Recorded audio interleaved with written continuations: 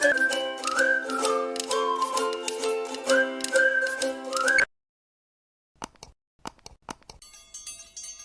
everyone, I am Priya and welcome back to Management Plus. In today's video, you will learn about removal and resignation of a company auditor under Companies Act 2013. इससे पहले मैं qualification, disqualification, appointment, rights, duties and liability of a company auditor already करवा चुकी हूँ इस channel पे. अगर आपने नहीं देखा है तो उसका लिंक आई बटन और डिस्क्रिप्शन दोनों पे मिल जाएगा, आप वहां से देख सकते हैं. पर हाँ, इस वीडियो को शुरू करने से पहले मैं आपसे इतना जरूर बोलूंगी कि एटलीस्ट क्वालिफिकेशन और अपॉइंटमेंट वाली वीडियो जरूर देख करके आइएगा ताकि इसकी अंडरस्टैंडिंग और भी ज्यादा बेटर हो. चलो, आज जो सबसे पहले हम पढ़ेंगे वो है हमारा removal of auditor. The companies act 2013 lays the provision for the removal or change of auditor before the completion of his tenure. देखो, कंपनीज एक्ट 2013 जो हमारा है ना, उसके अंदर बहुत सारे प्रोविजन दिए गए हैं रिगार्डिंग द रिमूवल और चेंज ऑफ ऑडिटर. अब ये चेंज कैसे आएगा? Before the completion of tenure. मतलब एक जो कंपनी में ऑडिटर अपॉइंट होता है ना, वो कुल मिला के 5 साल के लिए होता है.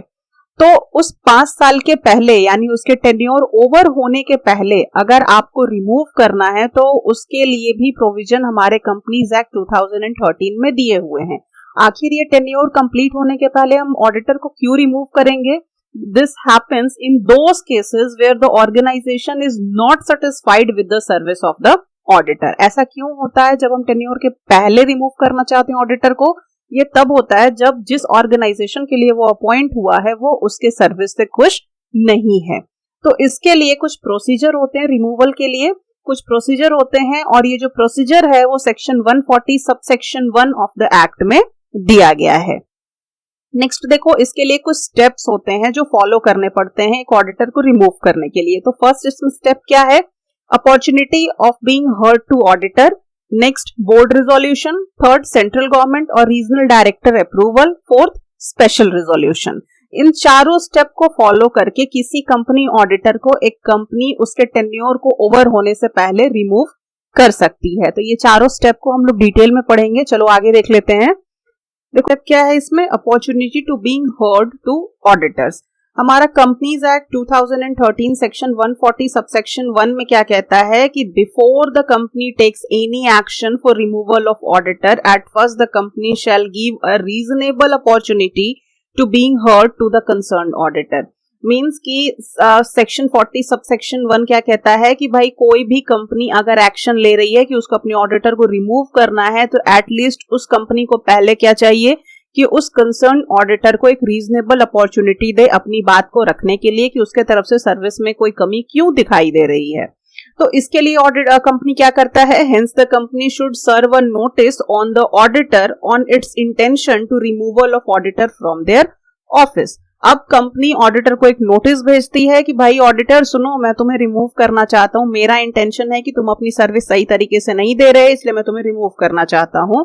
ठीक है, तो अब क्या होगा, एक तरीके से ये क्या है, एक सो कॉज नोटिस है where auditor will be asked to explain themselves why they should not be remove their office. क्योंकि कंपनी ने इंटेंशन बता दिया, अब एक तरीके से ये सो कॉज नोटिस है, वो अपना इंटेंशन बता रहे हैं कि मुझे तुम्हें नहीं रखना, मुझे तुम्हें रिमूव करना है. अब तुम बताओ एज एन ऑडिटर कि तुम्हें क्यों नहीं निकाला जाए, अपना पक्ष रखो.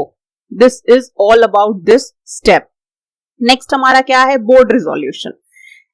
If after all the hearing and meetings with the auditor, the company is still not satisfied and would want to remove the auditor, then this item of agenda will have to be concerned in the meeting of board of director. अब सारी बातें हो गई, सारी hearing हो गई, auditor से अच्छी खासी मीटिंग हो गई, लेकिन कंपनी ऑडिटर के बोले गए बात से सेटिस्फाइड नहीं है. अब वो फाइनल डिसीजन ले चुका है कि उसे ऑडिटर को रिमूव करना ही करना है.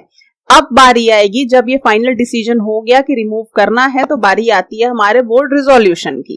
क्या होगा इसमें? The board being satisfied with the reasons of removal of the auditor can pass a resolution for removal of the auditor and authorise any official और officials for filing an application with the central government. जैसे ही अब dissatisfied है auditor से, तो एक board बैठेगा, हमारा जो बोर्ड होता है कंपनी का बोर्ड बैठेगा और वो सारे रीजंस को वेरीफाई करेगा कि हाँ ये रीजन सही है कि नहीं ऑडिटर के रिमूवल के लिए, और रिजोल्यूशन पास करेगा कि हाँ अब हम इस ऑडिटर को रिमूव करना चाहते हैं. और ऑथोरिटी दे देगा किसी ऑफिशियल को, किसी एम्प्लॉय को, ताकि वो सेंट्रल गवर्नमेंट को एप्लीकेशन फिल कर दे। क्योंकि हमने देखा है कि अगर आपको किसी भी ऑडिटर को रिमूव करना है तो सेंट्रल गवर्नमेंट का प्रायर आपको परमिशन लेना पड़ता है। तो परमिशन आफ्टर रिजोल्यूशन पास करने के बाद कोई एक कंपनी को ऑफिशियल होता है जो सेंट्रल गवर्नमेंट के पास ये एप्लीकेशन देता है कि आपका परमिशन है, क्या हम इस ऑडिटर को रिमूव कर सकते हैं या नहीं कर सकते। नेक्स्ट स्टेप क्या है, सेंट्रल गवर्नमेंट और रीजनल डायरेक्टर अप्रूवल।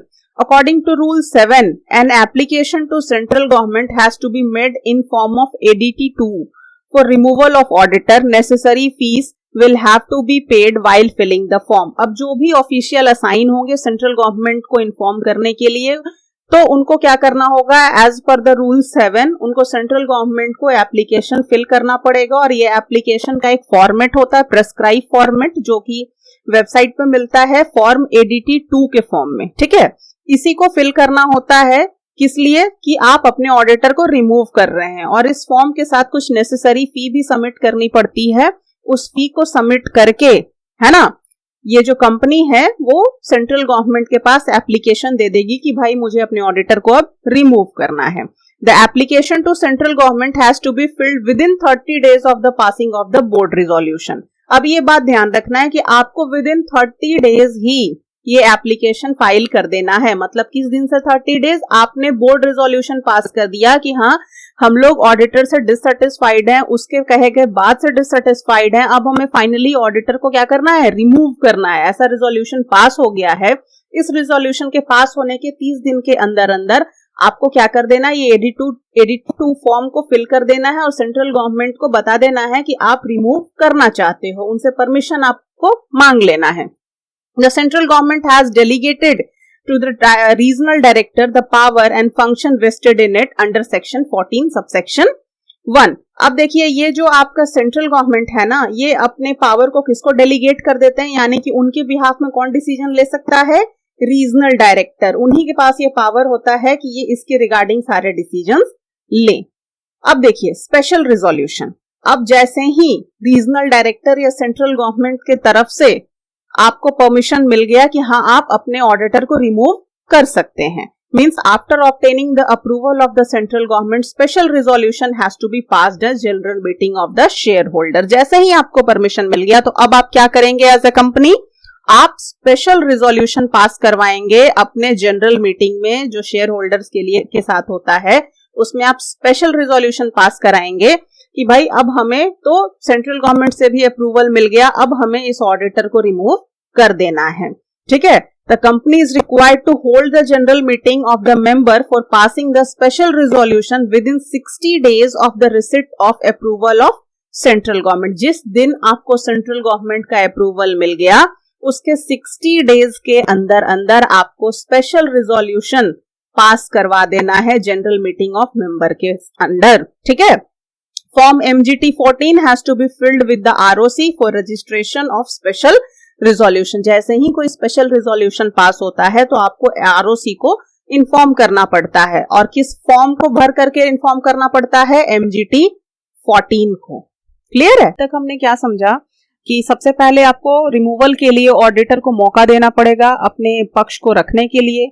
अगर वो डिससेटिस्फाइड कर गया कंपनी को अपने पक्ष को रखने में भी, तो फिर रिजोल्यूशन पास किया जाएगा, और रिजोल्यूशन पास करने के 30 दिन के अंदर अंदर आपको सेंट्रल गवर्नमेंट से परमिशन लेनी पड़ेगी। सेंट्रल गवर्नमेंट से परमिशन मिलने के 60 days के अंदर अंदर आपको स्पेशल रिजोल्यूशन पास करना होगा रिमूवल के केस में। ठीक है, अब हम देख लेते हैं रेजिग्नेशन का केस। अब देखिए रेजिग्नेशन ऑफ एन ऑडिटर जो है हमारा सेक्शन 140 सबसेक्शन 2 के अंदर आता है। रूल 8 ऑफ कंपनीज रूल 2014 के अंदर क्या कहा गया है, that an auditor needs to file a statement of resignation as provided in the rules to the registrar within 30 days from the date of his resignation। जिस दिन ऑडिटर ने resignation दी company में, उसके 30 दिन के अंदर अंदर उस पर्टिकुलर ऑडिटर को स्टेटमेंट ऑफ रेजिग्नेशन प्रोवाइड कर देना होगा रजिस्ट्रार को। मतलब रजिस्ट्रार को अपना स्टेटमेंट ऑफ रेजिग्नेशन भेज देना होगा 30 दिन के अंदर अंदर। ये 30 डेज कब से काउंट होगा, जिस दिन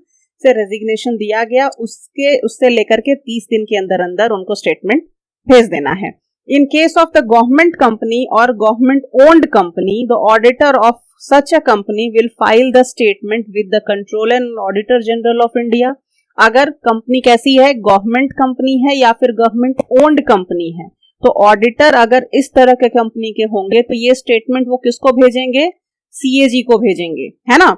The auditor shall indicate his reason and other relevant facts regarding his resignation in the statement. इस स्टेटमेंट में ऑडिटर क्या क्या चीजें लिखेंगे, सारे फैक्ट्स लिखेंगे, सारे रीजंस लिखेंगे कि आखिर वो क्यों रेजिग्नेशन दे रहे हैं. ठीक है. अगर government company, government owned company है तो वो काप को बताएंगे, और अगर अदर कंपनी है तो वो रजिस्ट्रार को बताएंगे. It is important that the auditor intimates his resignation to the registrar. अब ये बहुत इंपॉर्टेंट है कि जिस दिन उन्होंने रेजिग्नेशन दिया उसके 30 दिन के अंदर अंदर वो इसकी सूचना रजिस्ट्रार को दे दें. कौन से फॉर्म में दे दें, स्टेटमेंट ऑफ रेजिग्नेशन के फॉर्म में दे दें.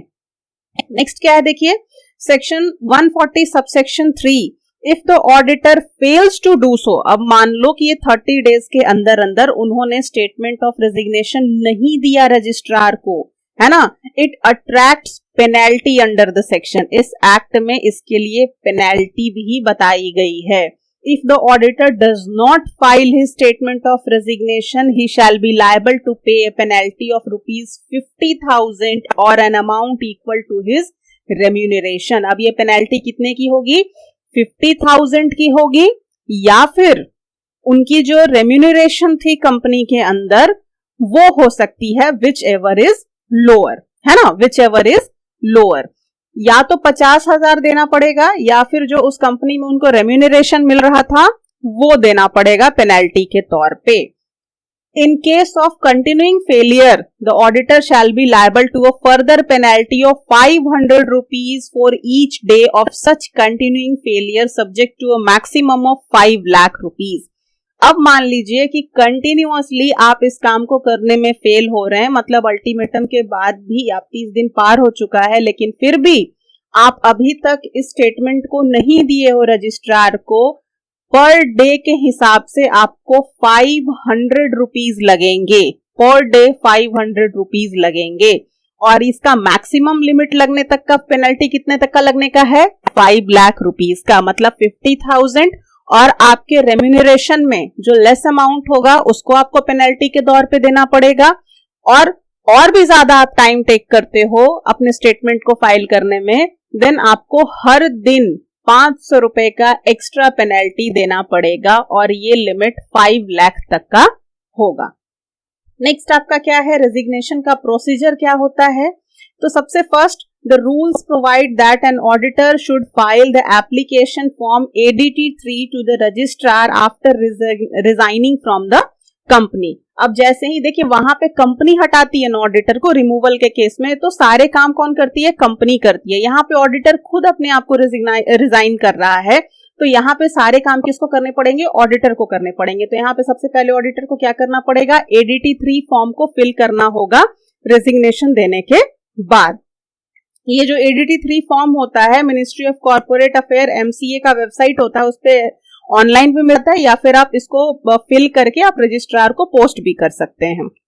After the auditor submit his resignation and form ADT3 to the company, a board meeting shall be organised with all the directors for effecting the resignation. अब जैसे ही ये आपके कंपनी के अंदर आपके ऑडिटर ने रेजिग्नेशन दे दिया, फॉर्म ADT3 फिल कर दिया, तो अब कंपनी क्या बुलाएगी, बोर्ड मीटिंग बुलाएगी सारे डायरेक्टर्स की, ताकि इस रेजिग्नेशन को क्या किया जाए, इफेक्ट. देखिए ओवरऑल हमने क्या देखा कि जो रेजिग्नेशन होगा उसमें सबसे पहले क्या करना होगा, after resigning from the company auditor को क्या करना है, 30 डेज के अंदर अंदर, जिस डेट में रेजिग्नेशन दिया उसके 30 दिन के अंदर अंदर उनको स्टेटमेंट ऑफ रेजिग्नेशन को फाइल कर देना होता है. अगर वो गवर्नमेंट कंपनी या गवर्नमेंट ओन्ड कंपनी है तो काग को फाइल करेगी स्टेटमेंट, और अदर देन गवर्नमेंट या गवर्नमेंट ओन्ड कंपनी है तो रजिस्ट्रार के पास फाइल करेगी.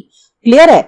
उसके बाद क्या करना है, अगर इस को फाइल करने के अंदर उन्होंने कोई भी गलती कर दी, कोई भी लेट कर दी, तो उनको पेनल्टी लगेगी, और ये पेनल्टी 50,000 और उनके रेम्यूनरेशन में जो लेस होगा वो होने वाला है. और अगर फर्दर भी ये डिले करते रहते हैं तो पेनल्टी इनकी बढ़ते रहेगी, यानी पर डे 500 की पेनल्टी इनको लगते रहेगी और जो मैक्सिमम पेनल्टी होगी वो 5 लाख रुपीस तक की होगी। और जैसे ही ये अपना रेजिग्नेशन दे देते हैं, ये स्टेटमेंट फाइल कर देते हैं, देन आफ्टर इनको ADT 3 फॉर्म को फाइल करना होता है रजिस्ट्रार के पास। और इन सारे कामों को करने के बाद कंपनी क्या करती है, एक बोर्ड मीटिंग बुलाती है सारे डायरेक्टर्स की और इस रेजिग्नेशन को फाइनल कर देती है और जो वैकेंट सीट होता है उस पे नए ऑडिटर को अपॉइंट कर लेती है।